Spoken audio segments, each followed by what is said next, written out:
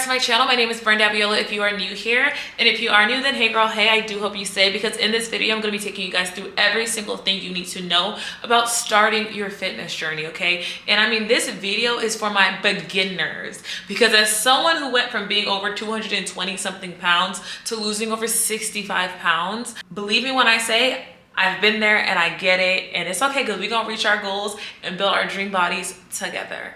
So in this video, I'm gonna be sharing how to actually reach your fitness goals and build your dream physique. So stay tuned till the end. Put me in your pocket, put me on the Stairmaster, wherever you at listening to me. Hold on and hold tight, because by the end of this video, I promise you, your back is gonna get unbigged, okay? So let's get into it. And just a disclaimer, y'all, I'm gonna be telling y'all exactly how it is. I'm a sweet girl, but there's no sugarcoating how to actually start your fitness journey. So if you feel called out, I love you, girl. I love you, sis. We gotta do what we gotta do to build our dream physiques, okay? So the very first thing I want you to do is to stop the excuses. Cut the crap, cut the show, cut the crap. Oh, well, I can't do it because I work a 9 to 5. I can't do it because I'm a mom. I can't do it because this, that. Yes, you can. Stop making excuses, because I promise you, if you really want it, you will make time for it. Whether that means going to sleep a little earlier or going to sleep a little later because you can't work out during the day, or you can only work out in the evening, or you have to wake up at 4 or 5 a.m. to work out, you can do it. So stop the excuses. There are so many different types of workouts out there. You don't have to be in the gym 2 hours a day. You can do a 30-minute workout that's going to get you closer to your goal. So stop the excuses. Groceries are expensive, but no, it is not more expensive than eating out every single day, I promise. So before we even really get into how to start your fitness journey, the very first thing you need to do is to check yourself and stop with the excuses. After that, I want you to get out a pen and paper. I'll hold. Get out your pen and paper. Is it out? Okay, so once you get out that pen and paper, then I want you to write out your goals, okay? And I want you to write out goals that are realistic and extremely specific. And also, you want to make sure that you're writing goals that are within your control. So, bad example, I want to lose 20 pounds in a month.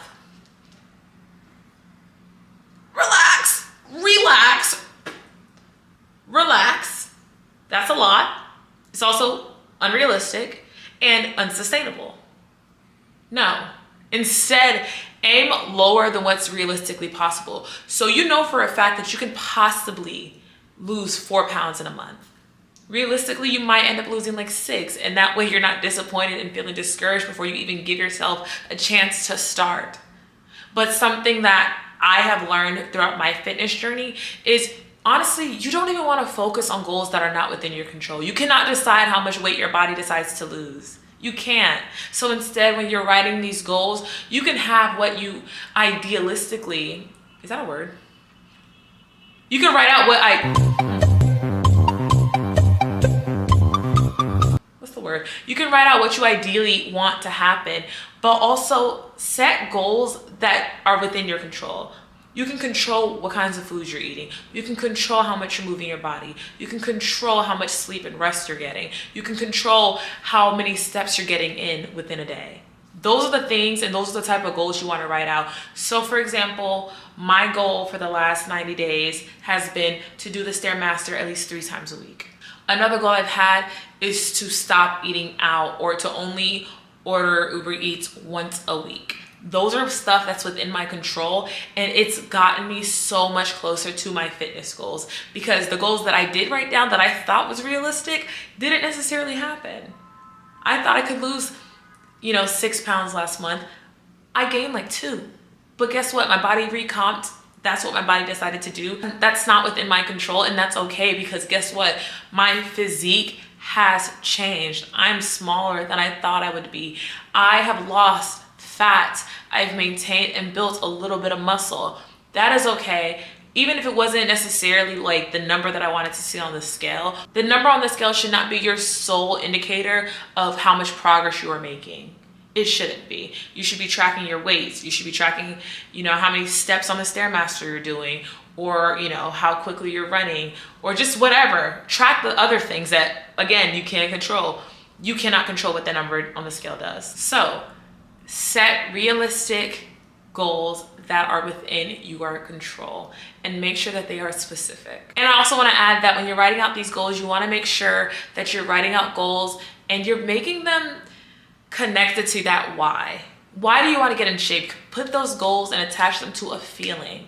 I want to feel confident. I want to love myself, because you're not always going to want to be motivated. You're not always going to be motivated is what I was trying to say. You're not always going to want to work out. You're not always going to want to eat clean. But when you connect it to that bigger purpose and to that bigger why, it's going to maintain you and give you the self-discipline that you need to reach your fitness goals later on when you don't have that motivation.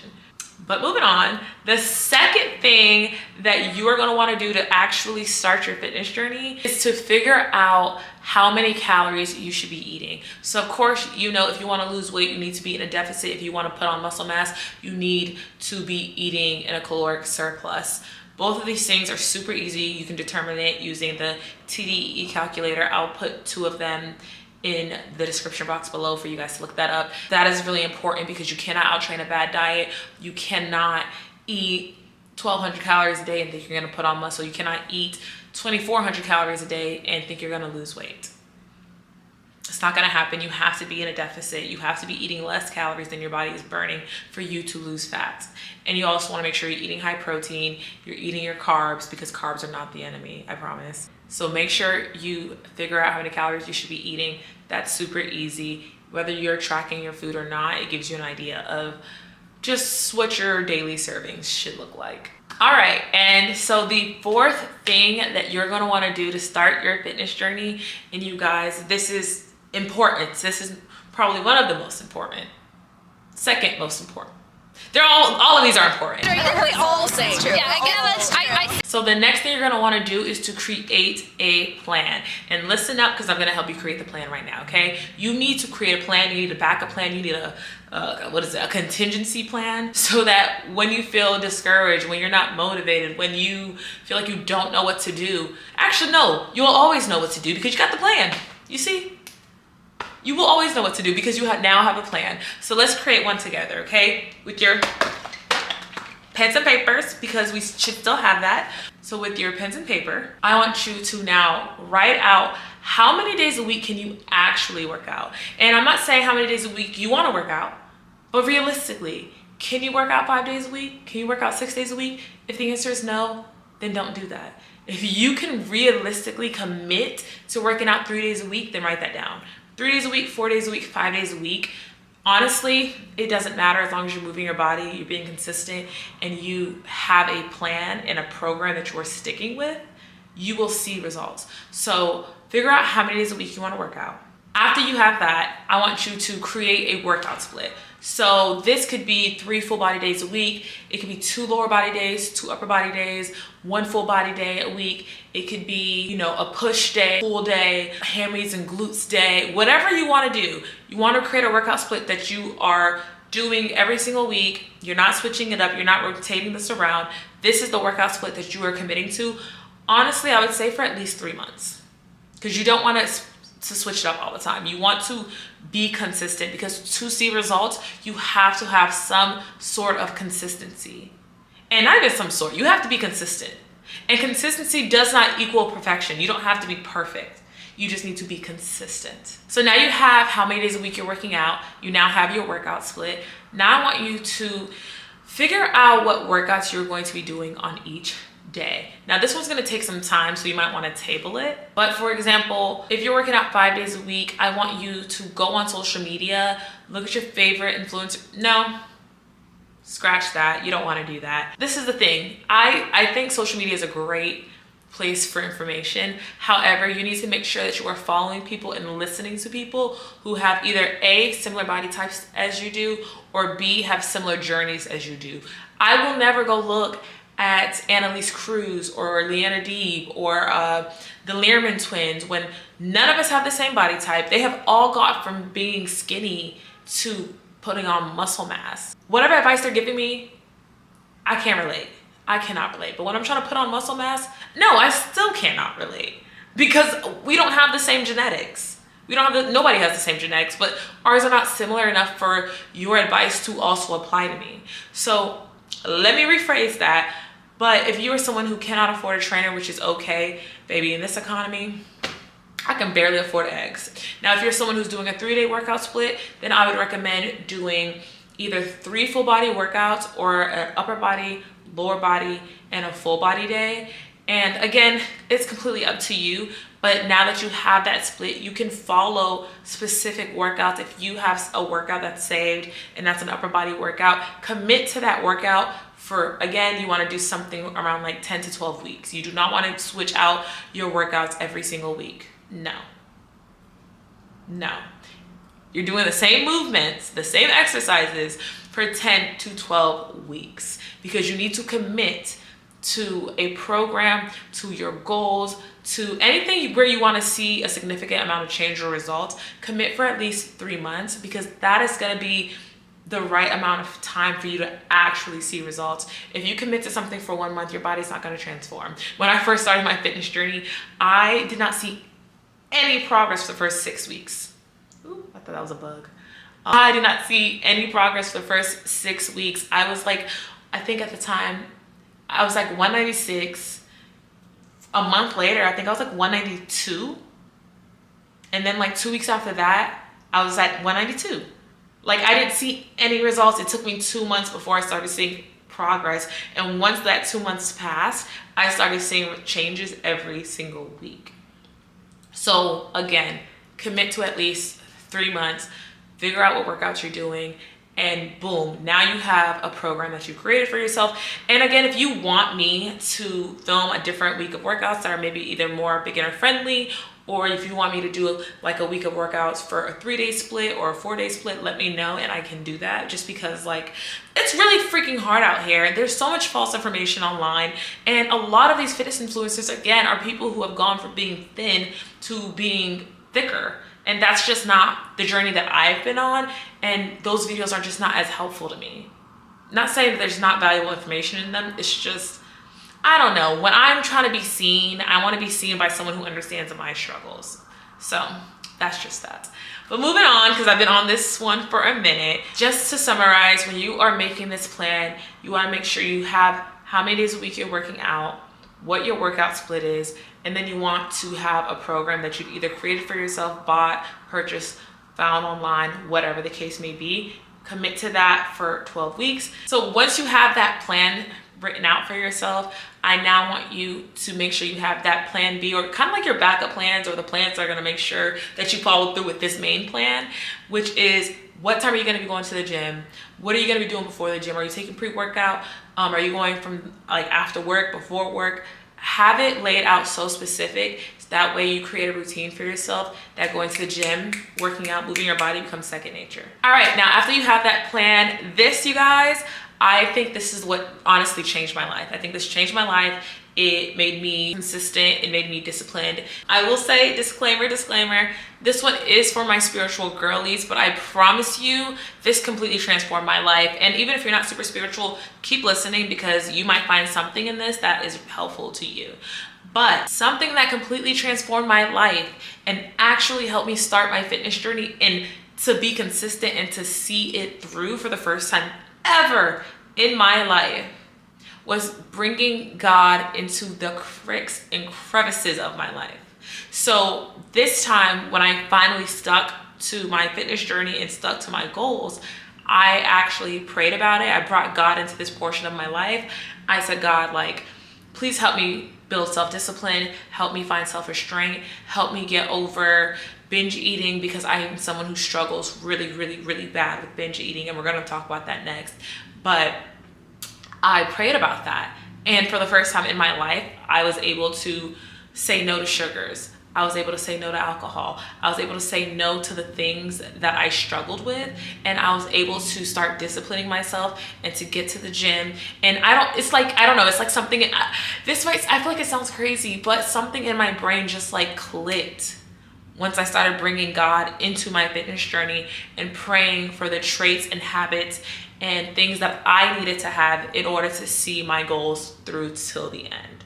So whatever you believe in, I believe in Jesus Christ, the Son of God. That's what I believe in. But whatever you believe in, pray to it, or like get grounded, or just seek that like spiritual peace and bring that into your life and bring that into your fitness journey, because I think a lot of times we often forget to bring God into the small spaces in our life. And that is just something that I 10 out of 10 recommend, and I think, and I still see how it changes my mindset. Like, there's that scripture, I think it's in Romans, where it's just like, do not conform to the patterns of the world, but be renewed by, don't let me lie to y'all. Do not conform to the patterns of the world. Hold on. Okay, Romans 12 verses 2. Do not conform to the patterns of the world, but be transformed by the renewing of your mind. And that is when I realized, like, dang, I can, like, our minds can be like renewed or rewired. We can absolutely seek and pray for like that transformation. That is just a little hard, because the word also says that we are not just fighting the things of this world, that of the physical world, we're also fighting a war in the spiritual sense. So yes, that is something that's helped me. Now moving on, I'm sorry if I made anyone uncomfortable.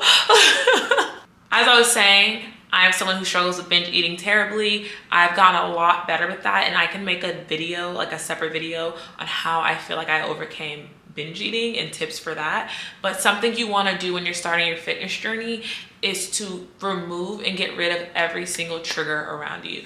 Now, I know there's a lot of discourse around like restriction, and they always say, oh, don't restrict, don't restrict. You can have anything, you can eat anything, and da-da-da, just in moderation. But baby, like if I knew moderation, I would not be 220 something pounds to begin with.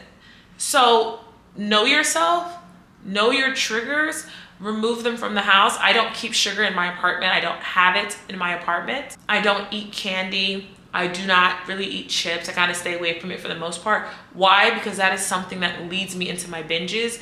And people always say, oh no, well, that's just because like you feel like you're telling yourself you can't have it. You can't have it. Miss Mamas, I know myself, and I know that I have an addictive personality. That's just it, period. I have an addictive personality. Sugar is addicting. Cheetos is addicting. I cannot have that because I will want it every single day, and I don't always have the greatest self-restraint. So no, I'm not gonna keep this in my apartment. Now, this doesn't mean I don't eat candy or desserts on special occasions, but I just don't keep it anywhere near me so that I don't have that to like lean on or go to as soon as I feel like giving up or as soon as I have a little bit of a craving. Instead, I have my healthier alternatives, which I've talked about in several of my other videos. Now, number 7, when it comes to starting your fitness journey, at this point, you have everything you need. You've honestly probably been doing some of these things already. Now it's about trial and error. And I feel like people don't realize that this is a part of starting your fitness journey. You're gonna go through trial and error. It's doing workouts that you realize you don't really like or know how to do. It's doing workouts that you're just like, maybe lifting isn't for me, and instead I want to do cardio or be like a runner or do Pilates. But fitness and your fitness journey is trial and error. And it may not look like what everyone else's looks like online. It may not look like mine. It took me freaking 11 times of failing before I finally was able to like be consistent. And that's because I was not seeking perfection. I was seeking consistency. So be okay with failing. Get comfortable with failure. Get comfortable with feeling discouraged, but also get comfortable to listening to your body and knowing what is of the mind and what may be like laziness or you just kind of not wanting to do it, versus being like, this is not for me. And if it's not for you, then figure out something else that is. But you just want to make sure that you keep going. Just keep going, guys. Because I promise you, putting yourself first, putting your goals first, and just pouring into yourself, you'll never regret it. As someone who came from having no freaking confidence in myself, I thank God, and I'm just so grateful that I let myself fail several times so that I could finally get to a place where I'm so thankful and appreciative, and I finally understand what it means to actually pour into yourself, to love yourself, to give yourself grace, and to be confident for the first time in my life. And that's literally why I have my channel. I feel like everyone should love themselves. Everyone should feel confident and feel seen. And that's really freaking difficult. So this part is all about just trying out different things, making mistakes, correcting yourself, and just giving yourself grace. But that is it for this video. I really hope you guys enjoyed it, and I know that I really needed to hear these things at the beginning of my fitness journey, so I genuinely hope that these are things that help you start your fitness journey today, because it's a bumpy ride, but it is well worth every single bump in the road. So please like this video if you enjoyed it. Leave a comment if you have any questions, and I will see you guys next week. Bye.